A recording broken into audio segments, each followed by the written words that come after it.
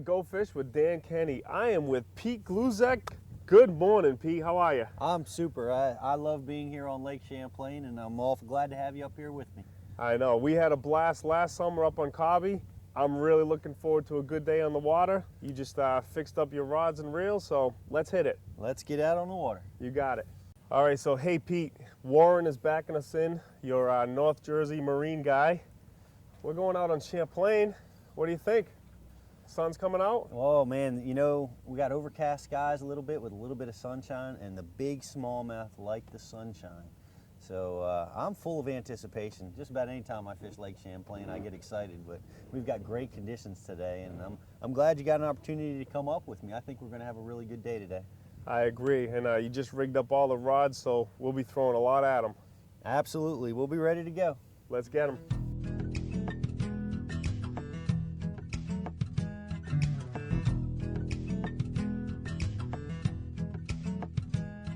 So Pete, you're hosting us at the Marine Village Cottages up here in Plattsburgh, New York, and you know, your media event, like I mentioned, we came up last year, we went to Hobbies. This year, up in New York, I mean, it's quite the time. You have all the outdoor writers come in from all over the country, a few television crews, and you know, I really appreciate you inviting us. It's nice to be a part. Well, I'm glad you guys came up, you know, and you know, we've got the greatest fishing lake in the history of the world here, and the best place on the lake is Marine Village Cottages. Priscilla's just, she takes care of us when we're there, and everybody. It's just such a wonderful place to stay. It's right on the lake.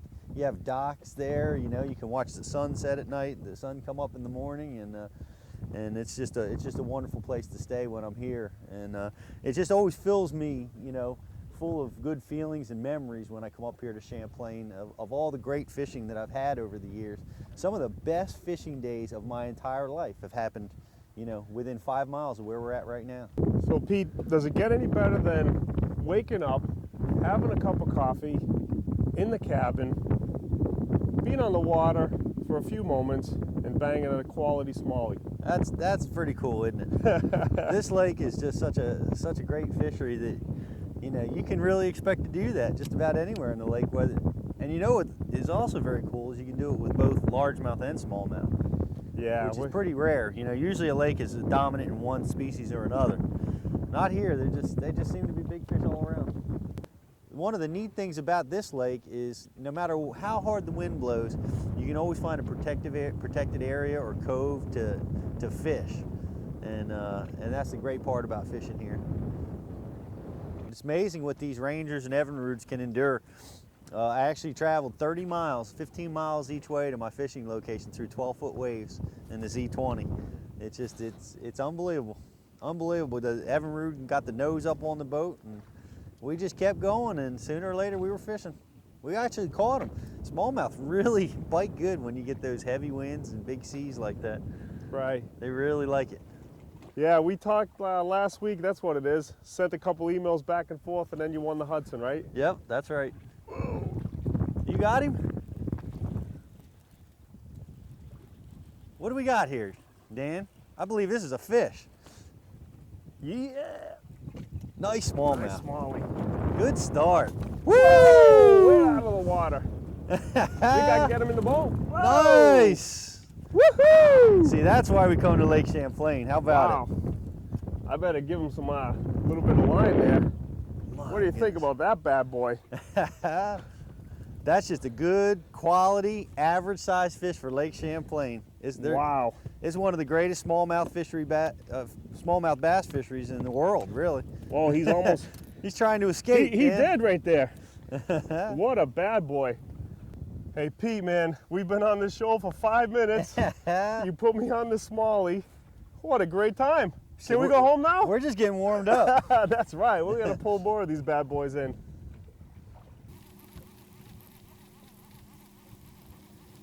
Hey Pete, being a touring professional and actually a very successful one, I mean, you have a lot of magazine articles, and I've seen, you know, a lot of your work in many publications and obviously TV over the past few years. Regarding the time that it takes to fish, and then also balancing the sponsors and the media, you know, how much work is that on your behalf, and you know, does it come easy? Is it actually a difficult thing to balance for you with marriage, fishing, media, sponsors? Well, you know, it's just like anything else. You know, I mean, you know, your personal life and your professional life require a lot of attention to be able to be successful at both. A lot of times you'll see people that are real successful in one area, struggling in the other. But yeah, it's definitely a lot of work. And you know, I've got a wonderful wife, Shelly, and she supports me in my fishing career. And it's you know, it's a situation where we both have to work at it. We spend a lot of time apart, and you know, I spend a lot of time fishing. She's able to spend some time with the family, so that part of it works out pretty good. A lot of people don't realize how much goes into it. A lot of people don't even realize the work effort involved with the actual tournament fishing. Pete, you've done a nice job coordinating dinner each night, so I just have to ask, I mean, what's for dinner tonight? Well, I'm out of money, Dan. Yeah. Well, I got 20 bucks. Oh. So maybe you know, maybe I can go get peanut butter and jelly sandwiches. That's fine with me. That ought to that's cover easy. it. It's always fun, you know. We're out here working and enjoying some fishing, but we're putting in a lot of work and getting our jobs done. And it's nice to relax and have some fellowship and just enjoy each other's company, get to know each other a little bit better over a nice meal. And tonight will be no different. We'll have some good food. We'll try to get some sleep tonight. We were out a little late last night. Yeah. Oh yeah, that's a nice one. It's under the boat. Whew. You can see him. Oh, Oh, look at that look what he perch. just spit out. Oh wow, is that cool? I want to get that. You see what he just spit? Yep. What a nice fish. Let me get that, Pete. We're drifting right over to him. I'm almost there. That was awesome. That was cool. It's so neat. And that's one other thing. I mean, the fishing's so good here, but He just spit that bad boy out. don't throw perch at me, Dan. Hey. What's wrong with you? I thought you were going to catch him with your free hand. You can still see the stripes on this perch. Yep. It's a little bit bleached though. That's the forage they're feeding on. You Wow. know, they come up with these perch in this time of year. Ooh, you catch some nice chunky. I mean, this fish is nice. This is over 2 pounds, maybe 2.5 pounds. Just a beautiful fish. That was great. When he got close to the boat, that was so awesome. know. He came up and flipped. Check that out. I'm not touching it. You want to eat it? No. Tony, this is better than your sardines. Dinner?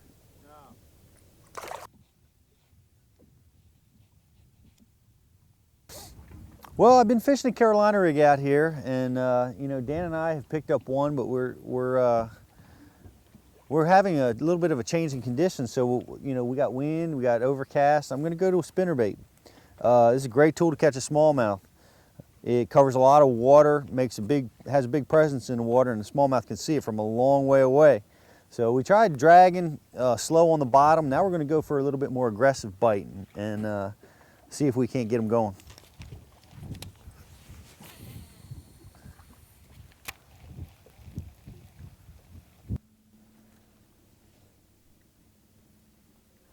Whoa, Pete. Oh, this is a thumper. Oh, yeah. Oh, he's coming up. Right He's on. coming up. Oh! Did you see him come out of the water? I'm going to put that rod tip down. Boy, that's so much fun. Man. You want to make him jump. Let's see if he comes. Boom! Oh, boy, he is high. Here he comes. Nope. He's digging. Boy, is he digging. Look at that. I thought I had one on too for a second. He's digging. Look Woo! at that. Oh, that's a good one. That's a good one. Oh, right under the boat again. Look at this bad boy. Boy, is he a beauty. Man. Wow. Nice. What a nice one. Whew. That's just a a nice- good smallie. Solid chunk, man.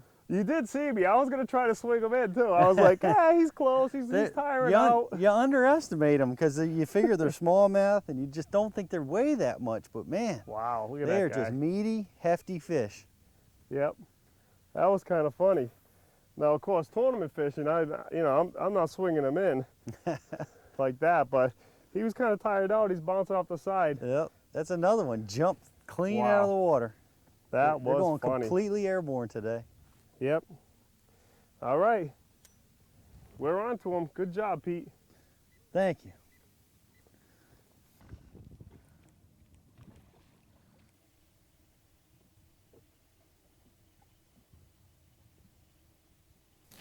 Well, Pete, I think we spend a couple of minutes here. We've got a good chance of picking up another smallie, and then we'll just move to that new spot that you've got in your back pocket. The one I've been holding out on. I know. You've been holding out on that good hole. I know it.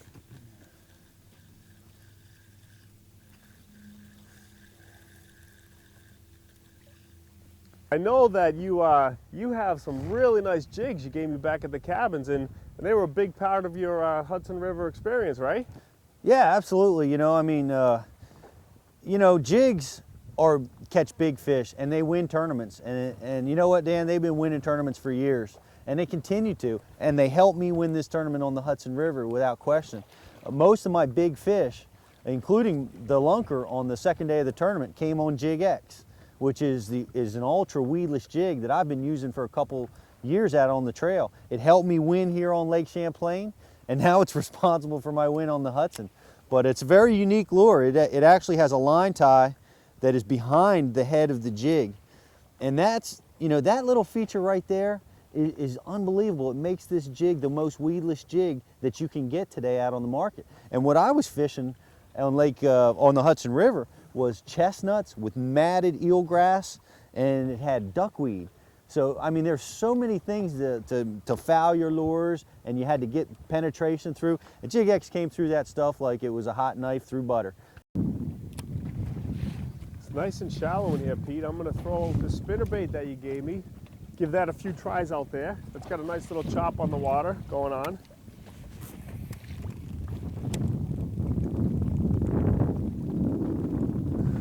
You were saying I ought to keep this high in the water column. It's just a foot down? Yep, smallmouth feed up this time of year, so you want to keep that spinnerbait way up and keep it moving. Keep it moving. Don't let them get too good of a look at it. A lot of this grass has got a lot of moss on it. It's not looking real good. It's already started to get algae blooms on it. But without having that eye in the sky, I'm having to just troll around trying to find these rock piles. I found one with the outboard a little while ago. But what I'm really looking for out here is the holes in the grass. The key to smallmouth fishing up in these shallows is you got to have a mixture of rock and weed. And if you have too much weed, the smallmouth won't be there if it's too thick and too concentrated. And if you have nothing but rock, it's not the best smallmouth habitat either. What you're looking for is rocky flats that have some sparse weeds mixed in. That seems to be the preferred habitat for the fish. It gives them, I guess, the best feeding opportunities.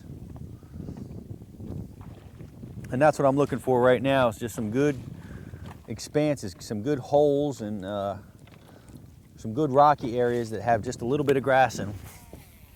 Every area that I fish that I don't have any success in, I'm getting closer and closer and closer to finding out the pattern that the fish are using right now. So it's just a process of elimination. We're fishing in certain depth zones. If we're not catching them, we keep changing our depth zones, and right now we're in the shallows, and we're kind of eliminating that as a depth zone, and we just keep moving around, and sooner or later we're going to eliminate all the things that didn't work, and we're going to find ourselves around a positive pattern. Oh, good job, Pete. Wow. that looks like a fat boy. He's not coming up. Bent? No. Here he comes. He's coming up. Oh! It's so awesome every time they do that. That is so good. Now he's under the boat. Coming up. There Nope. he comes. Wow. Coming up again. Here he comes. Oh, Here- that gets nope. so good. Those smallies. Here he comes. Oh, this is a nice one. Yeah, that's a pig.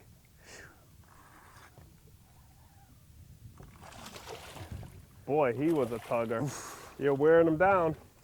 Good job, Pete. Come on over here. Come to on, Poppy. Liz. Come to Poppy. There he Wow. is. Nice, big, chunky. Get his back into position here. Man, look at the fatness on his belly. Yep. Look at that. Whew. This is why I love Lake Champlain. These bass are chunky and they're everywhere, and you just catch a lot of them and they never stop pulling. Whew! That's a nice one, Man, Pete. I could catch fish like this all day long. I think I'm gonna let this one go. Watch how quickly he takes off. Whoa!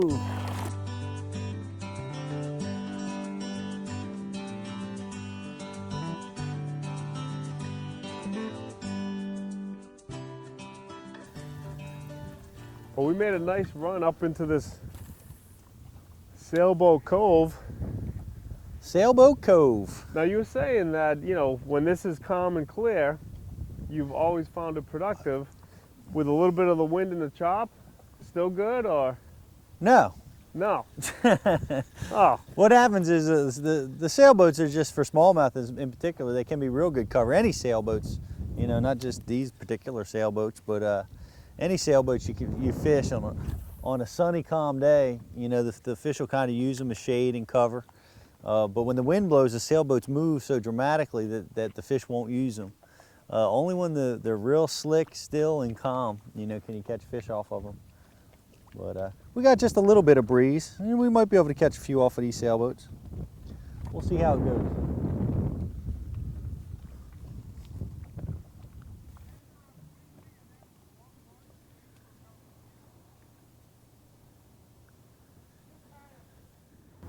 so Pete, other than fishing that consumes a lot of your time, obviously as a professional, what else do you like to do?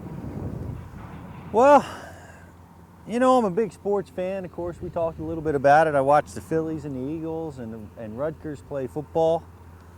And, you know, I do a lot of striper fishing when I'm back home. I mean, I just love to fish. I know it's my job and all, but I still just enjoy it. As, you know, my #1 pastime. So I spend a lot of time fishing for stripers, and me and my pop will go out and we'll fish in the saltwater sometimes. Got a couple buddies and we go out off the shore and go tuna fishing. But I'm always fishing. I'm home. When I'm home, I'm out bass fishing a lot. We've got a great bass fishery in the Delaware River that's right close to the house there, and you know, I got some great ponds close by. I try to stay in shape, work out, you know, played a little bit of tennis, and enjoy watching television. Got one. Uh-oh, fish on. Fish on. Oh, Oh! big one. Whoa! Did he jump here? Get over here, bad boy. Come on, Dan Kenney. He's a tugging. Oof. I want to. Whoa! He's fighting it. Whoa! Whoa! Oh! What a good boy, huh, Pete? That's a good fish. You think I should flip this one in? I don't think you should flip this one in. I'll come back here. I and help you with better this one. have you give me an assist on this bad boy. Oh, look at the that. size of Look that at that fish. pig. Wow. That's a big fish right there. He's a Dan. runner too. Look at that. That's what we come. Wow. I thought I tired him out pretty good. I don't I believe guess he's not. done. Whoa. He's got 9 lice left in him. He's not through yet. I tried wearing him down. Oh. Pete. Nicely done. All I gotta say is thank you. How about that? I love it. That was a great smallie. What a fight that fish gave you. Yeah, God. absolutely. Man, that's just a gorgeous smallmouth bass right there. That is, that's a beauty. And he took that last bait that I paid 20 bucks for. That's all right. It's gone. There's more where that came from. That's right, back in the cabin. That was worth 20 bucks, let me tell you. Look at that. What a nice fish. Gorgeous, gorgeous fish. Wow. Sure Oh. Thank you. Splash you, splash me. It's a good way to wash up. Nicely done. Good job. Excellent catch, Dan. Oh, yeah. Oh. He's down there. He's a digger also. Down in the weeds.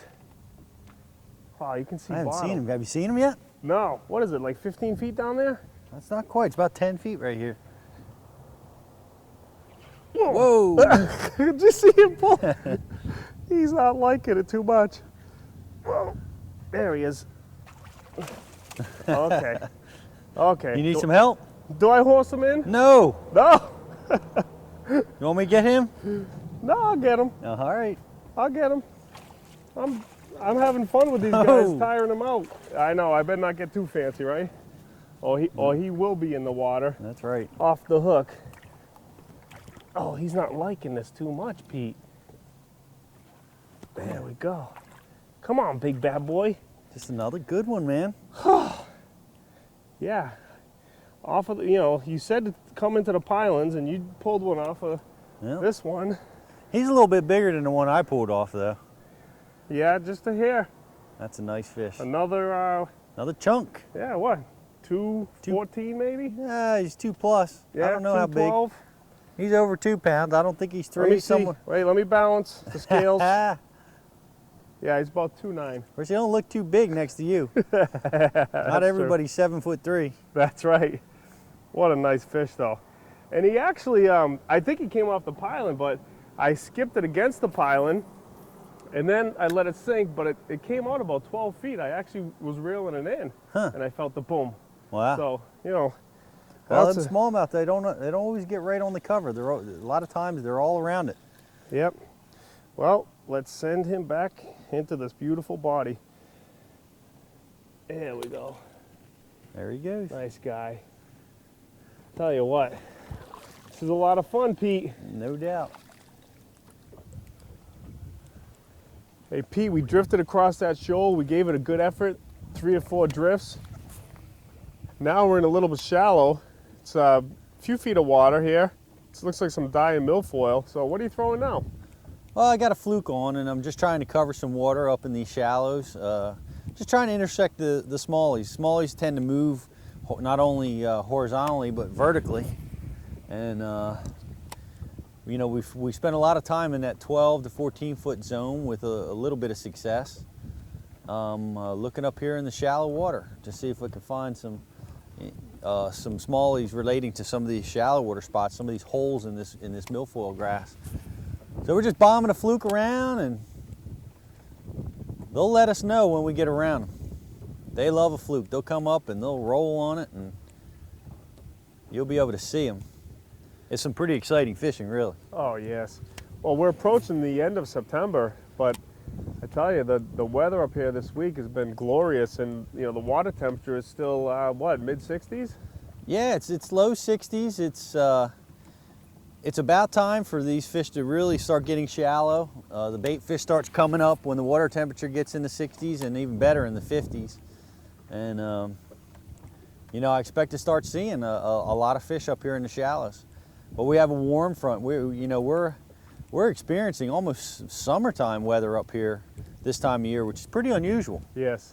And but the lake seems to be somewhat on schedule. It's you know, like I said, there's still a lot of fish that are deep and cruising and chasing those schools of perch down in that 15 to 40 feet. But everything's going to come up shallow here before too long, and maybe we'll be there to catch them.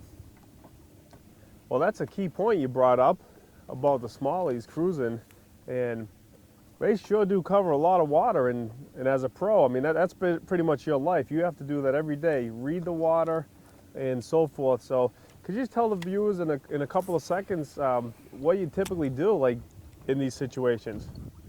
Well, just pretty much what we're doing right now. You know, you got to adjust, and that's, you know, you have to adapt to conditions, and you'll always be adjusting. You can't fish where they were yesterday. You know, you just use what you've learned over time to you know, make good educated guesses about what fish are doing, and just constantly be adjusting to them. Yesterday we caught them down in 12 to 14 feet of water and in a particular area, and these fish have moved somewhat, so you know, we're moving up a little bit shallow, and that's just what you do. You know, that's what you're going to do as a professional. You're going to read the conditions, and you're going to make adjustments. There's one, Dan. Oh, good. Boy, you felt that one, huh? Let me get my line's okay. Yep. Got me dug okay. down. I'm good. He's down. Wow. Oh, there's a clump of, whoa, Pete. Oh, whoa, whoa, whoa. He's Look at huge. the size of this fish. I looked at the clump of weeds and he was like 2 feet behind it. Wow. That's a big boy. Oh my God. In this Sailboat Cove, that one's got mine beat, and we were all excited about the one I just caught. You can't be that big. He's huge. Wow. You got that This one? is a big fish, Dan. Wow. Look at, oh, he's again. God, he's absolutely He huge. keeps going down. What a pig. Look at that, he's not done. He's going down. Oh, there he is. This is a giant bass right here. Boy, he just wants to be under this Ranger. He wants no part of coming up to the sunlight. Wow. He's a big boy. And you got those weeds still? He's got weeds all over him. Oh my God. That's a nice fish. Oh. Wow. Oh. I knew you had me beat by at least a pound, but yeah. Man. Wow. That's just a monster. That's a monster Champlain bass. Now, I bet you want that in your live well next tournament on Champlain. Oh my God, if you could catch that in a tournament situation, you'll be heads and shoulders, man. That's a rare fish right there. Wow. Whew. What a smallie. What's the guess on the weight on that one? That fish is over 5 pounds right there. Yeah? That's a huge fish. It is. I mean, look how fat he is. Wow. Just look at the girth on him. Whew, man. That's just amazing. It goes to show you, like, the one I just caught moments ago was probably 3, right? I know. And we're like jacked and pumped and like, oh, this is incredible. And then you go and pull that bad boy out. Wow. Whew. What a fish. Good job, Pete. See you later. Man. That's a high fiver right there. Pete, thanks for inviting me up to your annual media event. I had a great time up here at Champlain. Champlain never disappoints, and me and the Adirondack Coast Visitors Bureau, thank you for coming. And you know what? We're going to do it again next year, and I hope you can make it. I will make it. You just sent me that email, and I'm here. You got it. Okay.